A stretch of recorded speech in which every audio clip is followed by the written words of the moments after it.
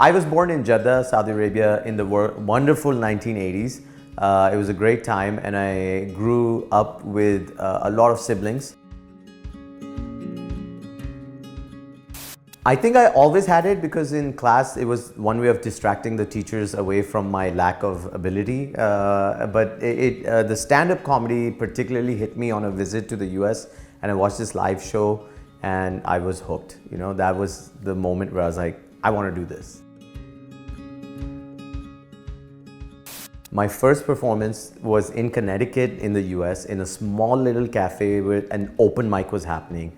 I went there without telling anyone that I was heading there.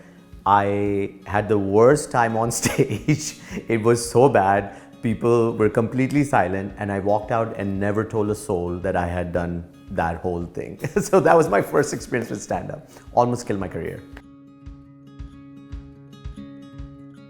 So the one good thing about stand-up comedy is that everyone wants to watch comedy at night. It's quite strange. I've had one or two shows where I've done it in the day and it just feels weird. So luckily, because it was evenings after work for most people, we started putting, a lot of people like-minded wanted to do comedy. It was booming around the world as well, the stand-up comedy scene. And so we just got together and found venues and went out and did it. I think my parents were in denial for 7 to 8 years of it. Every time I'd sit down with them, they'd talk about how, you know, I've spoken to that uncle and he's mentioned this job that you might be interested in. And it went on for a while until they came and saw me at this big show. I opened for Maz Jibrani, and that's when they kind of went, okay, I guess this is his career. Yes and no. I think there's a problem. There's a large Desi population and they come and they love comedy.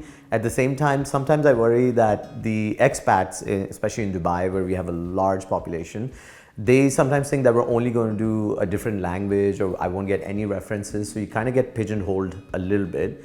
But overall, the first time we put together a English kind of stand-up comedy night, we had people sitting on the floors. We ran out of seats and they were like, we want to get in, please, I'll watch it from the side. So that's been amazing. From back home, I grew up on Umar Sharif and Moin Akhtar, big influences on me. Outside, there's Bill Burr and a lot of other stand-up comics from the modern era that I love, Michael McIntyre. My own comedy is around my own, how I see the world. And a lot of what I see now is my own family, my wife and kids. So that heavily influences what I joke about, yeah.